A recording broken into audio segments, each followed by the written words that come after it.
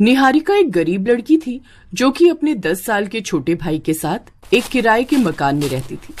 वो एक साड़ी की दुकान पर काम करती थी।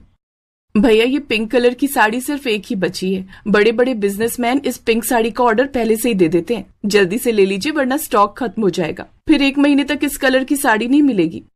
अरे क्या सोच रहे हो, जल्दी से ले लो वरना साड़ी बिक जाएगी। वैसे भी मेरा नाम पिंकी है और साड़ी भी पिंक कलर की है। मेरे नाम और मेरी पर्सनैलिटी पर बहुत सूट करेगी। भाभी जी, आपने बिल्कुल सही कहा, ये साड़ी आप पर खूब जचेगी। ठीक है, औरतों की पसंद मुझे क्या पता। कितने रुपए की है ये साड़ी? वैसे तो ये साड़ी 20,000 की है, पर भाभी जी के लिए 18,000 लगा दूंगी मैं। ठीक है, ये लीजिए पैसे और साड़ी पैक कर दीजिए। तो इस तरह से वो लोग साड़ी लेकर चले गए। लेकिन निहारिका का मालिक ये सब देख रहा था। मालिक उसके पास आया और बोला, अरे क्या बात है निहारिका, केवल 12,000 की साड़ी तुमने 18,000 रुपए की बेच दी। कमाल की लड़की हो तुम, हैं? ये सब कुछ मुझे आपने ही तो सिखाया है अंकल। चलो, बहुत रात हो गई है, दुकान बंद करने का समय भी हो गया है। ये लो 2,000 रुपए, मेरी तरफ से तुम्हारा कमीशन। अपने भाई के लिए कपड़े और मिठाइयाँ ले जाना। आपका बहुत बहुत धन्यवाद अंकल। अरे इसमें धन्यवाद की क्या बात है, धन्यवाद तो मुझे अदा करना चाहिए। दुकान बंद करने के बाद निहारिका बहुत सारी मिठाइयाँ और खाना होटल से पैक कराकर अपने घर आ गई। क्या बात है दीदी, आज आपको पेमेंट मिला है क्या? अरे नहीं छोटू, तू बस मिठाई खा, बाकी चीजों पर ध्यान मत दे।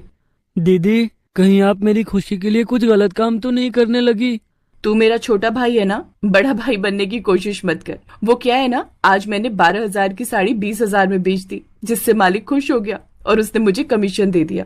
जब आपके पास इतना दिमाग है तो आप खुद ही दुकान क्यों नहीं खोल लेती? खोलूंगी छोटू, बहुत जल्द अपनी दुकान खुलेगी, लेकिन इसके लिए ढेर सारा पैसा चाहिए ना। तू इस बारे में मत सोच, तू पढ़ाई पर ध्यान दे और खाना खा ले जल्दी से, सुबह स्कूल भी तो जाना है। तो इस तरह से वो दोनों भाई बहन खुशी खुशी उस रात जाकर सो गए। सुबह छोटू के स्कूल जाने के बाद निहारिका अपनी दुकान के लिए निकल ही रही थी कि तभी वहाँ पर उसका मकान मालिक आ गया। अरे चाचा, आपका किराया तो 2 दिन बाद देना है ना, 2 दिन पहले ही आ गए। अरे नहीं नहीं बिटिया, मैं तो बस मार्केट जा रहा था तो सोचा तुम दोनों का हाल चाल ले लूं। आइए चाचा, पानी पी लीजिए, अंदर आइए। अरे नहीं नहीं बेटा, मुझे लग रहा है कि तुम अपनी दुकान पर जा रही हो। ऐसा करना, अपनी पसंद की 2 साड़ियाँ ले आना। मेरी बीवी मुझसे नाराज है, साड़ी गिफ्ट कर दूंगा तो रात में मान जाएगी और उसके पैसे किराए में काट लेना। अरे कोई बात नहीं चाचा, उसकी फिक्र आप मत कीजिए, मैं अपनी दुकान की बेस्ट साड़ी आपके लिए लेकर आऊंगी। मकान मालिक वहाँ से चला गया और निहारिका अपनी दुकान चली गई। अभी तक निहारिका से सब लोग खुश रहते थे, लेकिन उसे नहीं पता था कि आज जो होने वाला था उसके बाद हर कोई उससे नफरत करेगा।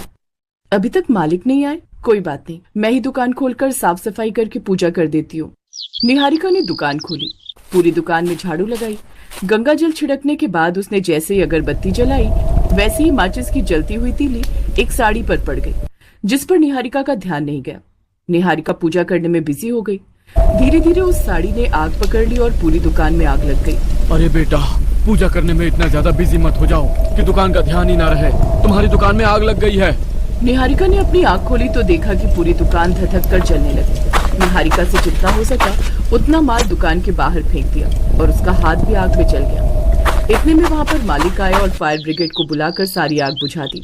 कैसे व्यापारी हैं आप? पूरी दुकान एक लड़की के भरोसे छोड़ दी और उसी लड़की ने आपकी दुकान में आग लगा दी। आपकी दुकान का इंश्योरेंस तो होगा ना? नहीं, मेरी दुकान का कोई इंश्योरेंस नहीं था। निहारिका, मैंने तेरे बारे में ऐसा नहीं सोचा था। तूने मेरी दुकान जला दी। निकल जा यहाँ से। और सुन लो सब लोग, कोई भी दुकान वाला इस लड़की को काम नहीं देगा, वरना सबकी दुकान जला देगी। निहारिका कुछ नहीं बोल पाई और रोते हुए अपने घर वापस आ गई। ये क्या हो गया मुझसे? मालिक मेरी बात बिल्कुल नहीं सुनेंगे। आसपास के लोग भी उन्हें मेरे खिलाफ भड़काते रहते हैं। जब निहारिका ने दुकान जाना बंद कर दिया तब उसका छोटा भाई उससे पूछता रहता कि वो दुकान क्यों नहीं जा रही, पर वो उसे कुछ नहीं बताती। छोटू, तू बस पढ़ाई पर ध्यान दे। उस दुकान में आग लग गई इसलिए वहां पर अभी काम बंद है। मैं कहीं दूसरी जगह काम ढूंढ लूंगी, तो फिक्र मत कर। लेकिन 2 दिन तक जब निहारिका ने घर का किराया नहीं दिया तब तीसरे दिन मकान मालिक उसके घर आ गया। देखिए, मैं जहाँ काम करती थी वहाँ आग लग गई, इसलिए मैं उनसे पेमेंट के लिए भी नहीं कह सकी। जैसे ही मुझे पेमेंट मिलेगी मैं आपका किराया दे दूंगी। अरे वो दुकान तेरी वजह से ही जली है। दुकान का मालिक मेरा दोस्त है, आज वो मुझसे मिले थे, बेचारे रो रहे थे। वहाँ के आसपास वाले लोगों ने भी कहा कि तेरी वजह से ही दुकान जली है। अगर तेरे पास पैसे हैं तो मुझे दे दे, वरना मकान खाली कर दे शाम तक, और वैसे भी तुझे दूसरी जगह काम भी नहीं मिलने वाला। अब इतनी जल्दी भला इतने सारे पैसों का इंतजाम वो कहाँ से करती। इसी वजह से रात में ही मकान मालिक ने निहारिका और उसके छोटे भाई को घर से निकाल दिया। छोटू, तू परेशान मत होना, बस आज की रात बीत जाने दे। कल सुबह होते ही हम कोई दूसरा घर ढूंढ लेंगे और काम भी कहीं ना कहीं मिल ही जाएगा। मुझे बहुत सालों का एक्सपीरियंस भी है। उस रात दोनों भाई बहन फुटपाथ पर ही सो गए और वो भी भूखे पेट। अगले दिन निहारिका जहां भी काम मांगने जाती उसे काम नहीं दिया गया और न ही उन दोनों को किसी ने किराए पर अपना मकान दिया। छोटू, चलो उस मंदिर में चलते हैं। निहारिका छोटू को लेकर सामने बने एक मंदिर में लेकर चली गई। जब तक हमें घर नहीं मिल जाता हम दोनों इसी मंदिर में रहेंगे, तो यहीं पर बैठ मैं कुछ खाने के लिए लाती हूँ। निहारिका अपने भाई को वहीं छोड़कर लोगों से मदद मांगने लगी। उसकी मदद किसी ने नहीं की। भटकते भटकते रात हो गई। उस जंगल से कुछ लकड़ियां ले आती हूँ, थोड़ा बहुत सामान तो अभी भी है ही मेरे पास। मंदिर में ही आग जलाकर खाना बना लूंगी, अपने छोटे भाई को खिला दूंगी। राधिका सामने वाले जंगल में चली गई और लकड़ियां बिनने लगी। उसे कुछ फल भी दिखाई दिए, इसलिए वो फल भी तोड़ने लगी। लेकिन तभी उसे अचानक जानवरों की आवाजें आने लगी। भाग निहारिका, इस जंगल में तो शेर है।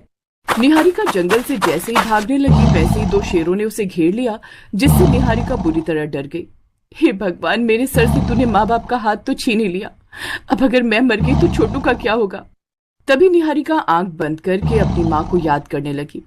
इतने में उन दोनों शेरों ने निहारिका को सोने चांदी की जादुई साड़ियों ने ठीक वैसे ही घेर लिया जैसे कि श्री कृष्ण की साड़ियों ने द्रौपदी को बचाया था।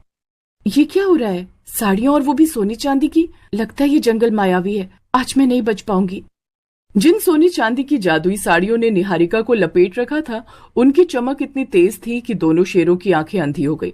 वो वहां से भाग गए और साड़ियों ने निहारिका को आजाद कर दिया।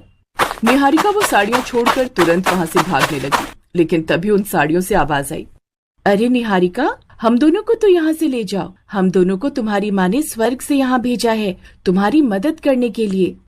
निहारिका ने पलटकर पीछे देखा तो कोई नहीं था। अरे इधर उधर क्या देख रही हो निहारिका? मैं सोने की साड़ी हूँ और ये मेरी बहन चांदी की साड़ी। देखो, मैं वैसे ही परेशान हूँ। इस जंगल में जो भी है मुझे परेशान करने की कोशिश ना करे, मुझे जाने दो। इतने में दोनों साड़ियां खुद ब खुद उड़कर निहारिका के पास आ गई। अब यकीन हुआ? अगर तुमने मुझे यानी सोने की साड़ी पहन ली तो तुम्हारे पास बहुत सारा धन बरसने लगेगा, और अगर तुमने चांदी की साड़ी पहन ली तो तुम जो भी अपने मन में अपनी माँ से मांगोगी वो तुम्हारे सामने हाजिर हो जाएगा। अब निहारिका को थोड़ा बहुत यकीन हो गया, लेकिन तभी वहां पर निहारिका की माँ की आत्मा आ गई।